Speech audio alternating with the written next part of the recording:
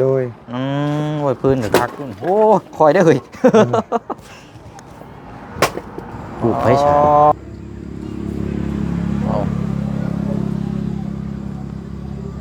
เปิดเน็ตมาบ่เห็นรูปอันน้องเอสบาทนี่พี่น้องเอ้ยเอาแล้วบาทนี่ฮู้จักกันบ่เนาะน้องเอ็ดน้องเอสบ่เพียงบ่เอาเนาะโอ้ใดเนาะพูดได้นี่ช่างแต่พอบอกว่าคันฮอด17 เมตรพุ่นจะประกล้าศขุด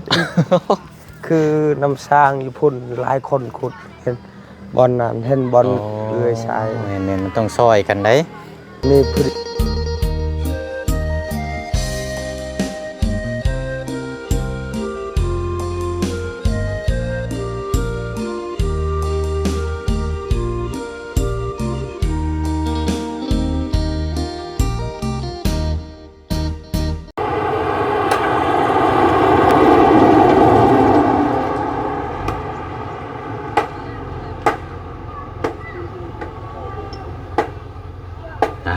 ตัดภาพมาบัดนี้พี่น้องเนาะช่วง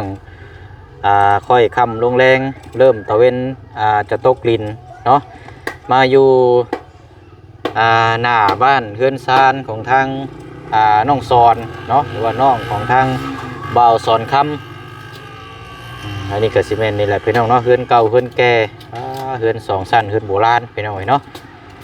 เมื่อวานนี่ก็ตอนแดงพาพี่พาน้องบุกกลางทุ่งให้ทุ่งนาอยู่ลงอยู่ป่าไปกับอาเดียเนาะมื้อนี้มาอยู่พี่มื้อนี้พี่น้องเนาะอยู่มุมบ้านน้องซอนเพราะว่าทางพี่น้อง FC ก็ฝากความคิดฮอดคิดถึงให้ทางบ่เชียงนี่มาอัปเดตถ่ายทำแน่ว่าซั่นเนาะซึ่งเคสนี้ก็แน่นอนเนาะก่อนหน้านี้บ่เชียงเคยขึ้นไปสัมผัสทั้งเฮือนทั้งซานทั้งน้องเพิ่นแล้วพี่น้องเนาะแล้วก็หลังจากนั้นก็ได้มอบเงินจำนวนหนึงให้ทางบ่าวสอนนี่ดำเนินการเรื่องทางบ่าวสอนคำหรือว่าทางพี่ชายเราเนี่ยพี่น้องเนาะเอามื้อนี้มาฮู้จักนํกันอีกรอบนึงเนาะพี่น้องเนาะทักทายสบายดีพี่น้องเบิดสุขุสุคนเด้อพี่น้องเนาะนี่ก็โอ้พอดีเลยนี่เนาะเป็นไม้พวกนี้นี่อยากถามอยู่ได้พี่น้องว่าเป็นไม้ยังเนาะสบายดีโอ้ยเอาสบายดีเนาะสบายดีโอ้จำได้บ่จำชื่ออะไรบ่แล้วกันสาบาทนี่โอ้ยเบิ่งหาอันฮิตเสือออกแน่นี่ไม้ก่อนเขาจะฮิตเสือเอาเนาะเป็นยังไงมื้อนี้เนาะโดยพันพื้นโดย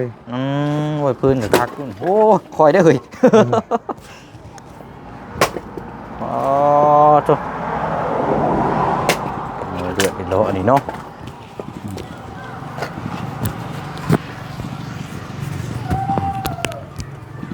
น้องซอนน้อยเนาะผ้าพื้นหนึ่งเข่าเนาะโดยแต่ว่าเข่านี่หนึ่งนะบอสเนาะหนึ่งแล้วหนึ่งเรียบร้อยแล้วโดยไวอยู่เนาะแต่ว่าไวและคำเลยเนาะโดย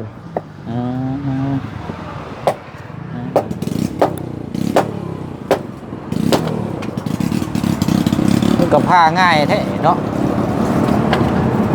ไม่ยังเนาะจักไม่ยังไม่คือเบาแท้นี่บ่คือกระดาษแท้เบาแหละเนาะโดยโอ้แต่ว่าจูไพ่นี่ดูคักเหมือนบ่โดย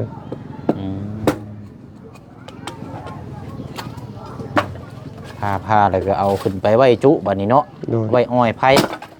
โอ้คักอยู่ได้นี่เนาะโดย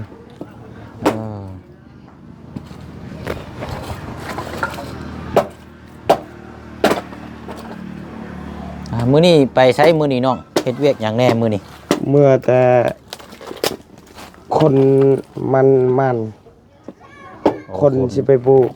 คนมันโดยแกใช้รถจักรนี่โอ้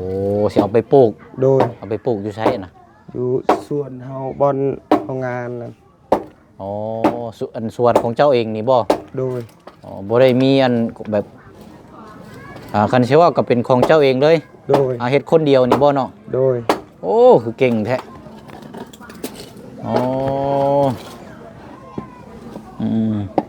ลายเติบอยู่บ่เนาะกว้างเติบบ่ก็บ่ได้กว้างปานใดใช้มันอยู่ใช้ซะแล้วบ่ผ้าตัดแล้วแหละอยู่ทาง มื้อนี้ไปปลูกแล้วมื้อนี้เนาะ โดยมื้อนี้มีแต่แกใช้รถจักร เอาไปเอามาแต่ใช้มันน่ะไกลตัวบ่เนาะ มันบนส่วนพอแซงอยู่บนทางนำบริการเนาะ อ๋ออันขอนะเพิ่นบ่หรือว่าเพิ่นให้ คอ ขอเอาเนาะ โดย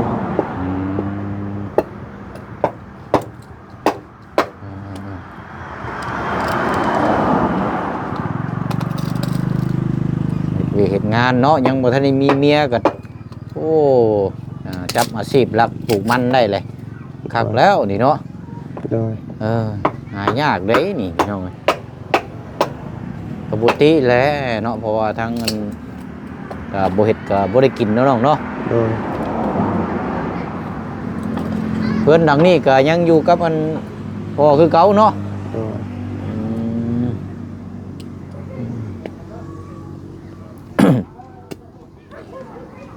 เสาเพื่อนกันอันนั้นแท้น่ะเนาะมันบ่รุดบ่เนาะ โดยมันหมดกินหมดแล้ว คันว่าอันคันคือยกตัวอย่างนี่คันคือเจ้าได้เมียนี่เมียก็ต้องมาอยู่เพื่อนเจ้าเด้นี่เนาะ โดย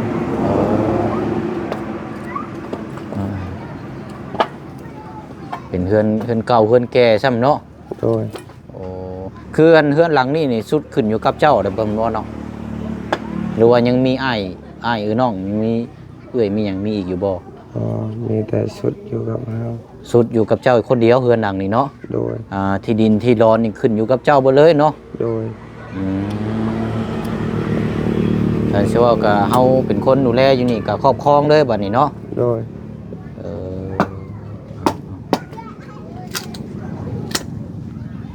บ่ได้เข้ามาตั้งแต่พุ่นแหละเนาะตั้งแต่มื้อ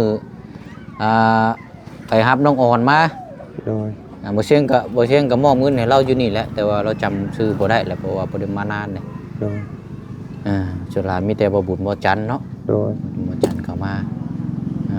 แต่ว่าได้ยินว่าได้รับรางวัลเนี่ยแหละเนาะ โดย โอ้โทรศัพท์มันบ่เนาะ โดย อ๋อโธ่คักแล้วอีกเนาะ โดย พร้อมแจกเฟซเราอ่ะมีผู้สาว บ่มีผู้สาว ฮะ บ่มี มีแต่หมู่ มีแต่หมู่ มีแต่แม่ไทยนั่น แม่ใช่ก่อนแม่คนไทย แม่คนลาว แม่คนลาว มัน อ๋ออันผู้ที่ว่าเพิ่นซื้อโทรศัพท์มาให้นี่บ่ บ่แม่น ได้ซะ ผู้ที่มีแต่ว่านั่นสู้ๆเด้อมีกำลังใจให้ ก็ใช้ดีอยู่บ่น้องโทรศัพท์บ่ได้มีปัญหาหยังบ่ ใช้ดี ได้จักมื้อแล้วใช่ แต่ละ4 มือ5 มือ ก็อันเวลาเจ้าเล่นเจ้าหยังก็เขียนได้อยู่บ่ บ่ได้บ่ฮู้หนังสือ เอ้าเฮ็ดนี่ได้ซะ บ่ได้ฮู้หนังสือบ่ได้เรียนแต่น้อยเฮ็ดเวียกตลอด โอ้เริ่มเฮ็ดเวียกตั้งแต่น้อยเนี่ยโรงเรียนก็ฮอดบ่ได้เข้าเลยเนาะ โดย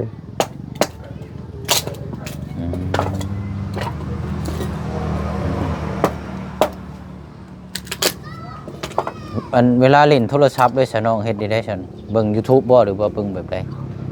เบิ่ง YouTube เบิ่งเขาเอาลงนี่ เอาพออันบ่เงียบบ่เหงาเนาะ โดย แต่ก่อนนี่บ่ได้มีเป็นบ่โทรศัพท์น่ะ บ่มี โอ้ย มีแต่โทรศัพท์ทางโต๊ะโทรไปโทรมา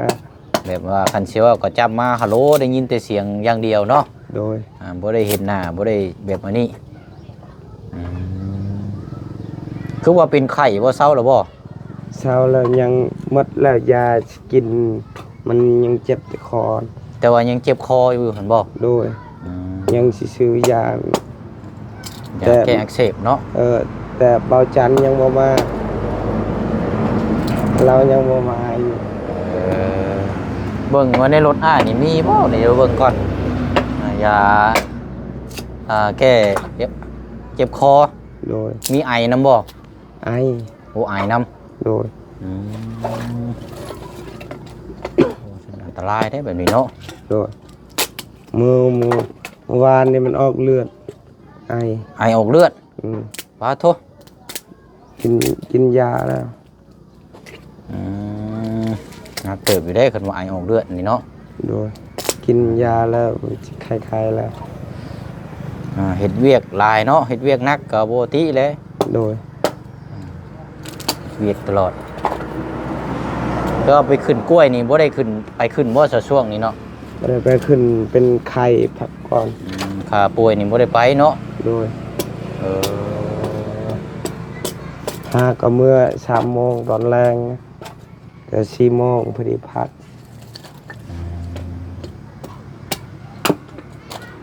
เดี๋ยวห่างกายแข็งแรงดีก็จังไปสู่งานต่อเนาะเอาเต็มที่โดยอันเวลาแบตโทรศัพท์ได้จะเจ้าไปสากอยู่ไสซะนี่สากอยู่เฮือนเอื้ออ๋อเฮือนเอื้อนะเฮือนอันน้องอ่อนบ่โดยเพราะว่าเฮือนเรามีไฟเด้เนาะโดยอยู่นี่น่ะบ่มีไฟฟ้าอยู่นี่เนาะบ่มีโดย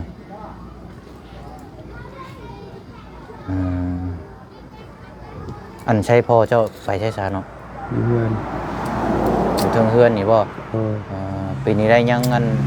โอเคอยู่ว่าบ่ได้กินยังบ่เดี๋ยวนี้ก็บ่ได้กินมันเมื่อแต่ปลูกกล้วยกินเป็นบางช่วงบางเวลาเนาะโดย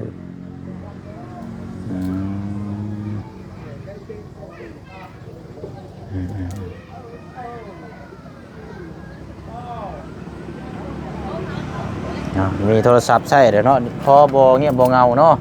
โดยชื่อว่านี่ได้ชื่อเพชรนะเนาะมีเฟซบุ๊กอยู่บ่ไม่เบาบุญทางครับ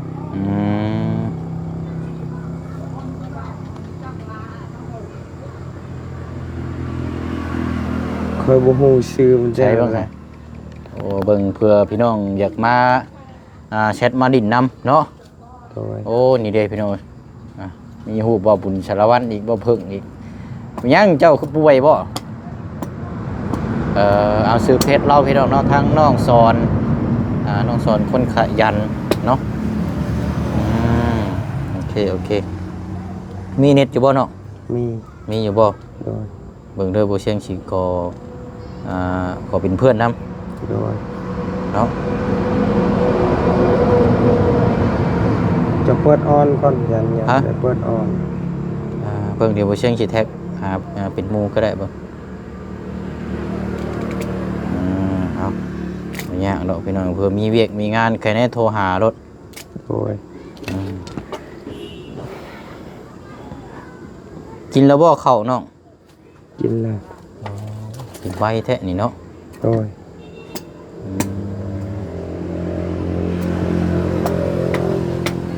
ใช่คือบ่มีสัญญาณจะปิดเน็ตบ่โอ้พอแล้วซะเนาะ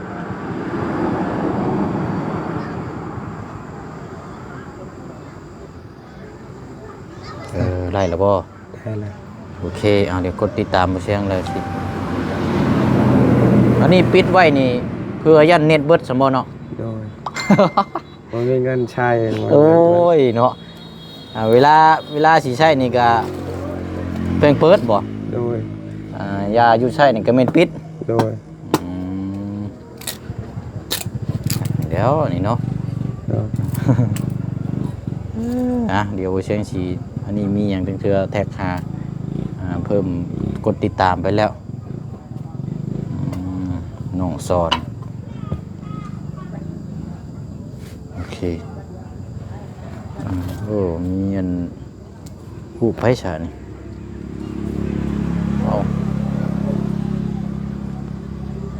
เปิดเน็ตมาเห็นรูปอัน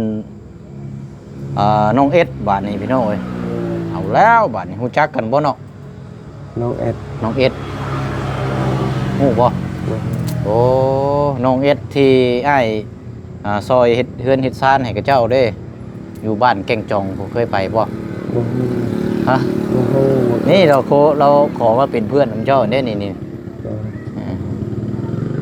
เป็นคนบ้านแก่งจองเพิ่นทางเราดันฮู้ทางทีมงานอ้ายเบิดทุกคนอยู่ดอกผู้อยู่เทิงนั่นเด้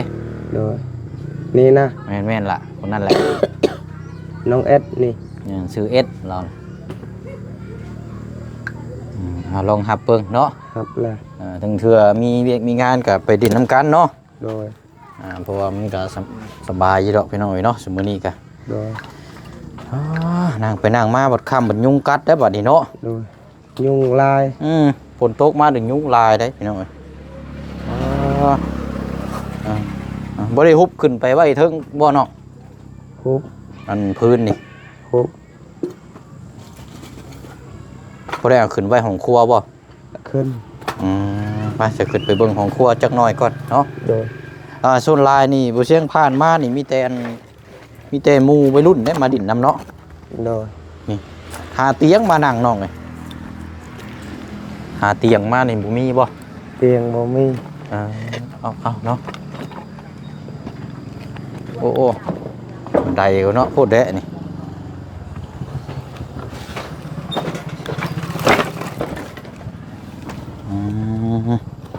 ใช่มืดแท้อีเนาะ โดย ไฟก็บ่มีเลยนี่เนาะ บ่มี โอ้ยไฟชุลาเชลอย่างกับบ่มีเลย โดย อันนี้หวดบ่น้องนี่นะ หวด หวด หวดเบาจันชื่อให้ นี่เนาะหนึ่งเข่าหนึ่งน้ำติ๊บเข่านี่ยังใช้ได้อยู่บ่สะน้องนี่นะ ใช้มาได้แล้ว มันใหม่บ่ เรียนแล้ว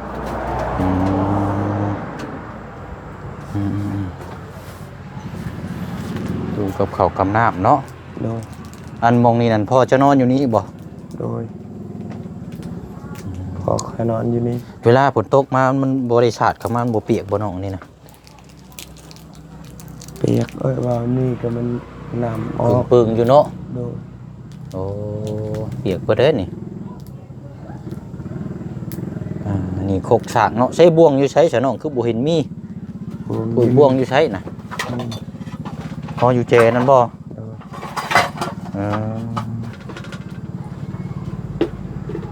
โดนโอ้เนาะมืดแห้งดีเนาะ มืดแล้ว เวลากินข้าวนี่งุ้มกินนะนี่เนาะเพื่อค่ะกินกลางคืนนี่ โดย เอาออกมาพี่ก่อนก็ได้เนาะเพราะว่ามันต่ำเลยเนาะ โดย มาทางนี้นี่เป็นห้องนอนเล่านี่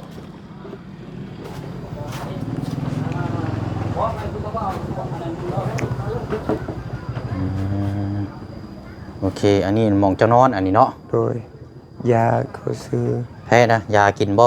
กิน ยาแก้เจ็บคอเจ็บไอเนาะ โดยมัดและยาเจ็บคอ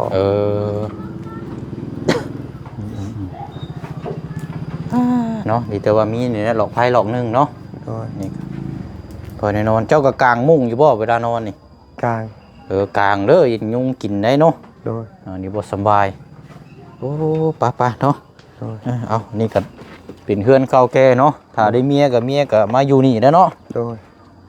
เพราะว่าคนอยู่เหนือพี่นี่เพิ่นผู้หญิงสิมาอยู่เพิ่นผัวพี่น้องเอ้ยเนาะ โดย ดินฮอดใช้เสียน้องกว้างเติบอยู่บ่ ดินดอน วันนี้แหละ ฮะ นี่กกมักมงนี่กับอยู่พุ่น อ๋อฮอดอันนี้บ่ โดยฮอดกกนี่ กบม่วงเนาะ โดย อันห้องน้ำนี่ไผขุดซั่น ของเฮานี่ อ๋อ เฮาสิเฮ็ดนำสร้างแต่พอบอกว่าคันฮอด17 เมตรพุ่นจะบ่กล้าขุดอีก คือนำสร้างอยู่พุ่นหลายคนขุดเห็นบอลนั่นเห็นบอลเลื่อยชาย แม่นๆมันต้องซอยกันได้ นี่ผู้เดียวเฮาขุด อันนี้เจ้าว่าสิขุดน้ำสางเนาะ โดยอยู่พุ่นขึ้นมาเช็ดห้องเวทแต่ทอเขาบ่ให้แล้วเขายังบ่ได้ไปส่งแล้ว แม่นอันนี้ขุดนี่ก็ต้องซื้อทอมาอีกเด้นี่ โดย เฮ็ดห้องน้ำซะเนาะ โดย ขุดมันคือว่าเลยเพื่อสิได้เนาะ โดย 17 เมตร 18 เมตรพุ่นแล้วมีน้ำ อยู่ข้างพุ่นก็ขุดคือกัน ทั้งเทิงพุ่น เสียเฮ็ดห้องน้ำลึกแล้ว ของเจ้าบ่ ของคอย ใช้อยู่ใช้น่ะ นี่บอลนี่ เอาไปเบิ่งก่อนซะพี่น้องอันนี้เอาไว้ก้อนตัวนี้ติ โดย เจ้ายังดำเนินการขุดอยู่บ่เดี๋ยวนี้กะ บ่ได้ขุดแล้ว ยุติแล้วบ่ โดย ยัง ค่าเวียกค่างาน เวียกงานเนาะหลายอย่าง โดย โอ้นี่บ่ โดย อืม เขาบ่ได้ไปส่งท่อเลยคิดคลองแล้วก็จูดมันอีก อ๋อโอ้บ่ขุดอันนี้นี่เพื่อสิแล้วนี่บ่แม่นง่ายเด้น้องเอ้ย ขุดน้ำเนาะเพราะว่าในนี้มันน้ำบ่ค่อยมีเนาะ โดย น้ำใส่ถ้าว่าเจาะน้ำบาดาลมันก็แพงพี่น้อง โดย ใส่เงินหลายประมาณ10-20ล้านพอ โดย เงินง่ายเอาอันนี้ก็เป็นอีกเนาะทางน้องเพิ่นก็มีความคิดได้พี่น้องอยากมีน้ำบาดาลเป็นของตัวเองมีแต่ชะลอไว้ก่อนนี่ก็น้องเนาะ โดย ขับมืดแล้วแป๊บเดียวพี่น้อยเนาะเดี๋ยวเบิ่งก็ได้สาบูเชียงไปเบิ่งในรถก่อนพี่น้องมีอย่างเด้สิให้น้องเพิ่นนี่เนาะ โดย ฟังพี่ก่อนก็ได้เนาะ